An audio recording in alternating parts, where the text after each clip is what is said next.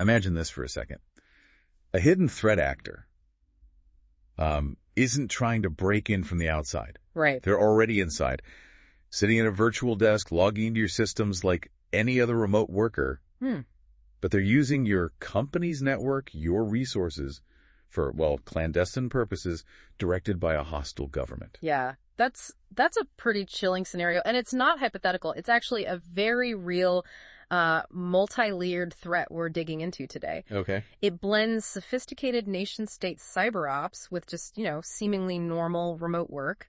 We're focusing on this fascinating and frankly pretty alarming case involving North Korea's embedded IT workforce. Okay, let's unpack that. We've got quite a few sources lined up for this deep dive to really get our heads around it. Yeah. There's a detailed report from DTEC Systems that really blows the lid off this DPRK cyber syndicate and their hidden IT workers operating inside companies all over the world. Right, that DTEC report is key. Then we're looking at a comprehensive government guide from CISA, that's the Cybersecurity and Infrastructure Security Agency, on mitigating insider threats more broadly. Yeah, the CISA guide gives that wider context. Yeah. Very important. And we'll also bring in some, let's say, real-world perspectives, maybe even some frustrations from online forums where people are talking about employee monitoring. Ah, okay.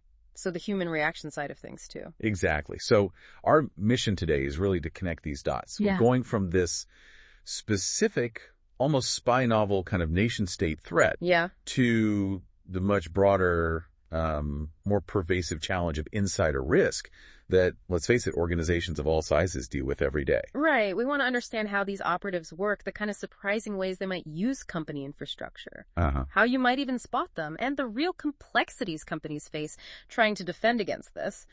We need to look at the tech, sure, but also the really crucial human factors involved. That's a huge undertaking and hits some really critical security areas.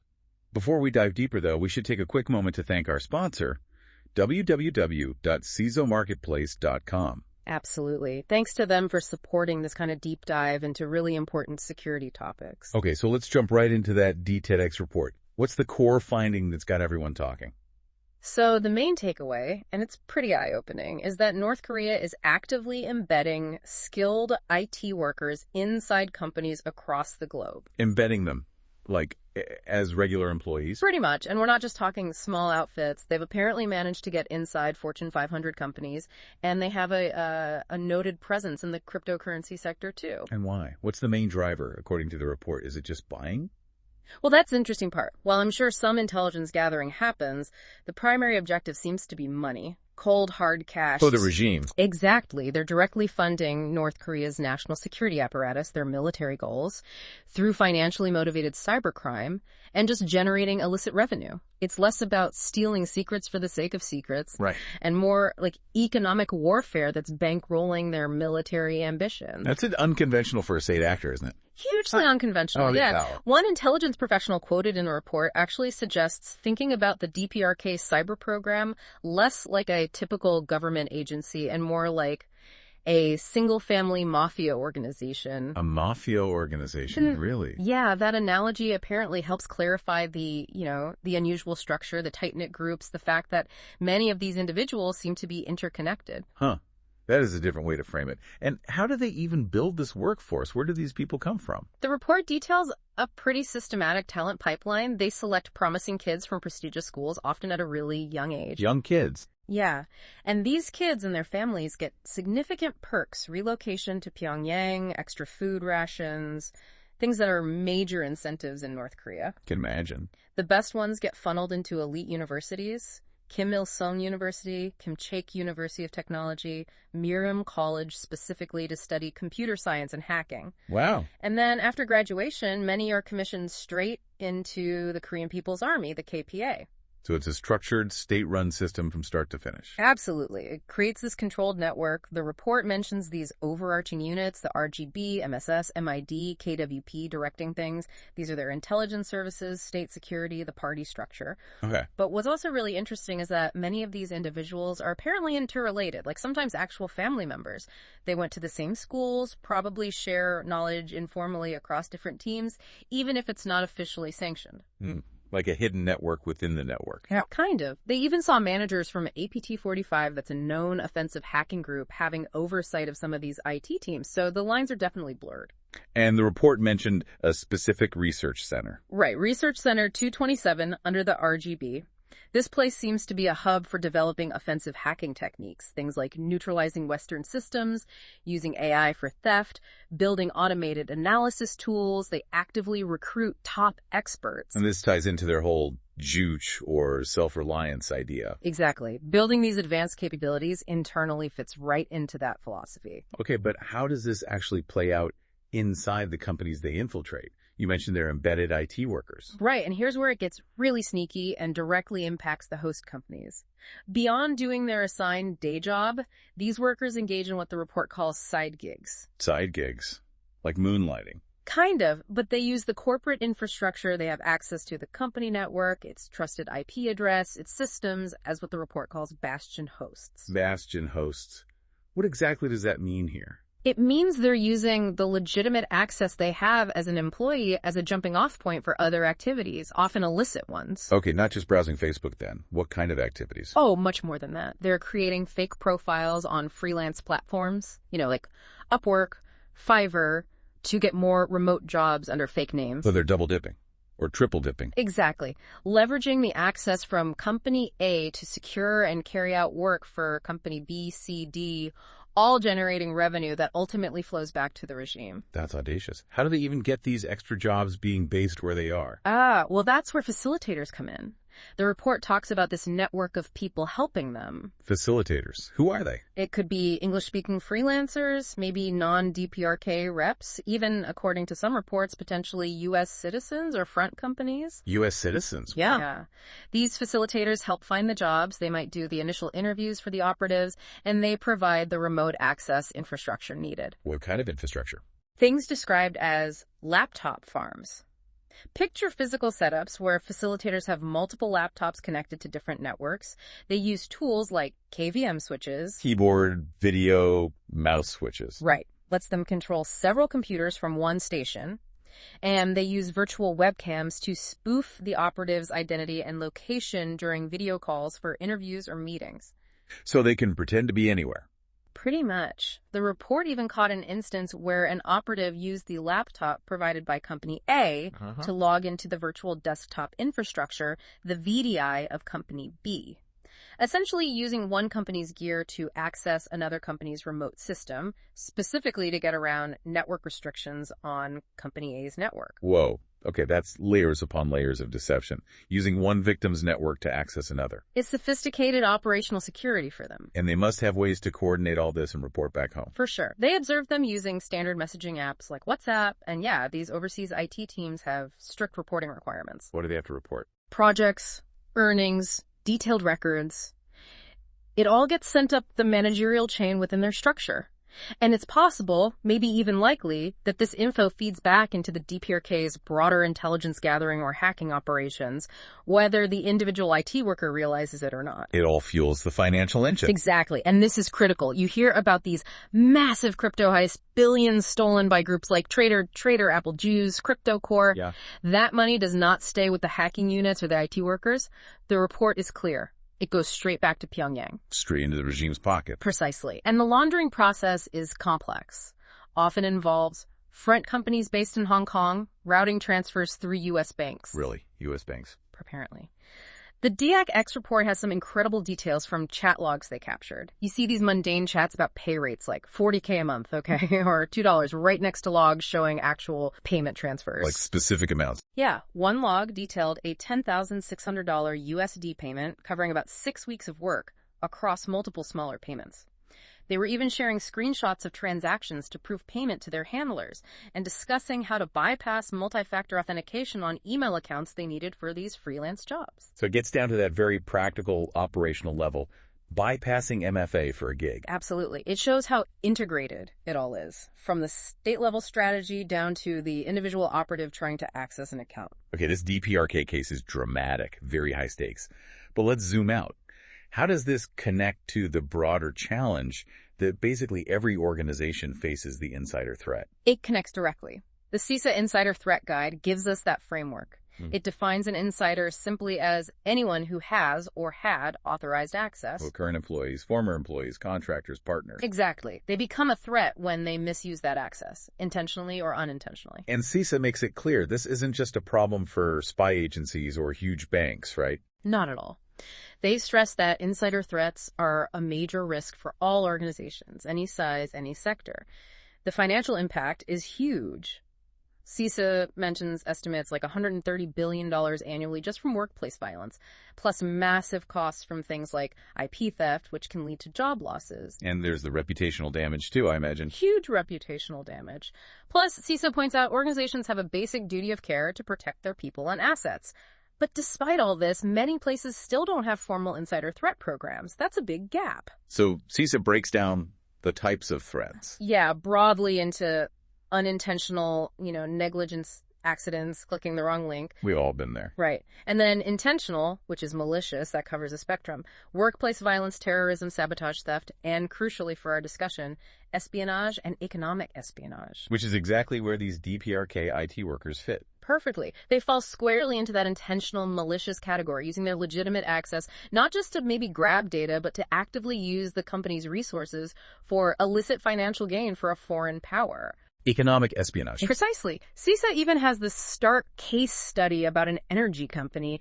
They lost over $1 billion and 700 jobs because an insider stole trade secrets and gave them to a foreign competitor. It's a direct parallel to the economic motive we see with North Korea. CISA also talks about a pathway, right? How someone goes from trusted employee to malicious insider. Yeah, they have this model. It doesn't usually happen overnight. It might start with some kind of grievance or maybe ideation. Okay. Then moves to exploration, maybe looking around, seeing what's possible. Then there could be recruitment by an outside party or some kind of internal tipping point. Right. Followed by preparation, maybe experimentation probing systems, testing defenses and the actual execution of the act, and finally, maybe an attempt to escape or cover tracks. And the key point is that along this path, there are often observable behaviors. That's critical. CISA emphasizes that. Behaviors often change. That experimentation phase, for example, someone suddenly trying to access systems they don't need for their job, that's a potential indicator. Which brings us to the huge challenge. How do you actually detect and mitigate these threats, whether it's a sophisticated operative or just a disgruntled employee? Well, both CISA and the DTEXIC report really converge on one point. People are often your best sensors. Your own employees. Yeah, peers, colleagues, managers. CISA points out that they often have the earliest awareness of concerning behaviors. They cite this startling stat. In 85% of insider incidents in banking and finance, someone else knew something was wrong before it happened. 85%. But they didn't report it. Often, no. Which is why CISA pushes so hard for creating a protective culture, an environment where people feel safe, even obligated to report concerns, without fearing they'll be penalized or seen as, a snitch. That makes sense. So what kind of behavioral science should people be looking for? Well, there's overlap, but also some differences between the CISA guidance and the DTEX findings. CISA mentions general things. Maybe someone's unusually disgruntled, they start breaking rules, maybe they have sudden financial difficulties. Which we saw in those DPRK chat logs about payments. Exactly. Or maybe they develop sudden close foreign contacts.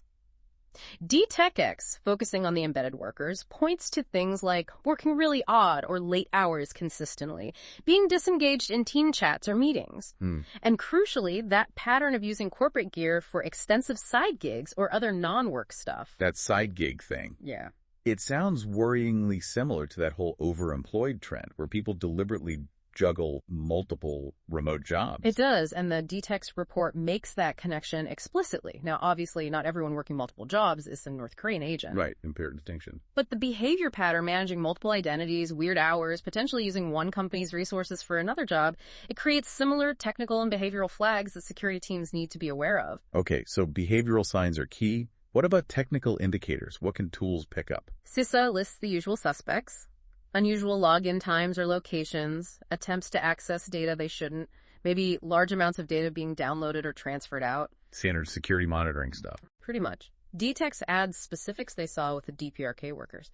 Heavy browsers use juggling multiple VDIs or email accounts, those attempts to bypass MFA we talked about, and the use of tools like KVMs or virtual webcams, which might leave technical traces if you know what to look for. And to spot these technical signs, organizations often use monitoring tools, right? CISO mentions those. Yes, they do. Tools for user activity monitoring, or UAM, that can be things like keystroke logging, screen recording, pretty intrusive stuff. Yeah. And also user behavior analytics, UBA, which is more about using AI or machine learning to spot anomalies, deviations from someone's normal pattern of activity. But these tools aren't magic, are they? No, CISO is clear on that. They generate a ton of data. You need skilled analysts to make sense of it, to find the real threats and all the noise. And importantly, there are usually legal requirements to tell employees you're doing this kind of monitoring. Transparency. Okay. And this brings us to that third source, the online forums. How do actual employees feel about this kind of monitoring? Well, this is where you see a real tension. There's deep skepticism, sometimes outright hostility, especially from technical folks like developers, towards intrusive monitoring. What are their main complaints? You see quotes about feeling constantly micromanaged, that feeling of, am I moving my mouse enough to look busy? Yeah. Major privacy concerns, too, especially if people use work devices for occasional personal things, which most people do. Checking personal email, quick banking. Right. For many, these tools are a huge red flag. They see it as a sign the company doesn't trust them. Some commenters specifically linked heavy monitoring to low-trust environments, even mentioning experiences on platforms like Upwork. Which, ironically, is where the DPRK operatives are finding their side gigs. Exactly. It's this weird, unfortunate parallel. Many developers argue, look, judge me on my output, on the code I deliver, not on whether my activity tracker looks green all day. Then feel it creates a hostile environment for people just trying to do their jobs. Pretty much. So there's this real disconnect. CISA and DTEX point to monitoring as a potentially valuable detection tool, but many employees see it as invasive and demoralizing. And detection gets even harder with collusion, right? CISA mentioned that. Yeah, that's a big one. If insiders team up, especially if a manager or admin is involved who can cover tracks or alter logs, it gets much, much harder to spot. And people leaving the company are also a risk point. Definitely. Terminated or departing employees might feel they're owed data, or they might act out of spite. It's a critical time for monitoring access. Okay, so pulling this all together, it's complex. Yeah. Where do organizations even start? What's the way forward? Well, the DTEX report puts out this really urgent call to action. They're telling leaders, CISOs, government agencies, you need to act now to find and remove these embedded operatives. Take it seriously. Very seriously. And both sources really emphasize shifting focus. It's not just about who might be attacking you, but understanding the whole operational ecosystem. The motivations, the patterns. Exactly. Understanding the behaviors, like DTEX shows for the DPRK. And implementing those comprehensive insider threat programs, CISA talks about full spectrum awareness. But that core tension remains. How do you do the security stuff, the monitoring, the identity checks needed to catch these sophisticated threats without crushing employee morale and trust, especially with the pushback we see in those forums? That's the million-dollar question, isn't it? It demands a really balanced approach. CISA and DTEX suggest investing in both the tools and the training. Okay. Focus on behavioral monitoring, maybe analytics that spot anomalies without necessarily recording every keystroke. Strong identity validation is key. Protect your crown jewels, your most critical assets above all else. And foster that culture of reporting. Absolutely. Make it safe for people to raise concerns. And be ready with planned, careful responses, maybe involving outside experts if you suspect something serious, especially with potential nation-state links. This has been quite the deep dive. We've seen how sophisticated actors like North Korea are really exploiting remote work trends. Yeah, embedding operatives not just for spying, but heavily for revenue generation that flows back to the state. It's a significant shift. And we've linked that specific threat back to the universal challenge of insider risk, looking at the tactics, the indicators, both human and technical. Right, and the tools available, but also the very real human complexities and the friction around mitigation methods like monitoring. Highlighting that crucial balancing act between security needs and maintaining trust and privacy in the workplace. And the bottom line is, this isn't just a worry for huge governments or Fortune 500s. Insider threats, potentially even those with state backing, can hit any organization. So being informed about the tactics, the risks, the challenges, that's really the essential first step for anyone trying to protect their organization. So maybe the final thought to leave everyone with is this. Given how sophisticated adversaries are getting at using human insiders, and given the very real pushback from employees against intrusive surveillance, How can organizations effectively protect their most valuable assets, their data, their systems, and maybe most importantly, the trust of their own people in a world where that line between legitimate remote work and hidden malicious activity is getting fuzzier all the time? It's a tough question. It definitely requires ongoing vigilance, smart technology, and a really strong focus on building and maintaining that protective, trust-based culture. Couldn't agree more. And once again, we really want to thank our sponsor, www.cisomarketplace.com, for making this important deep dive possible.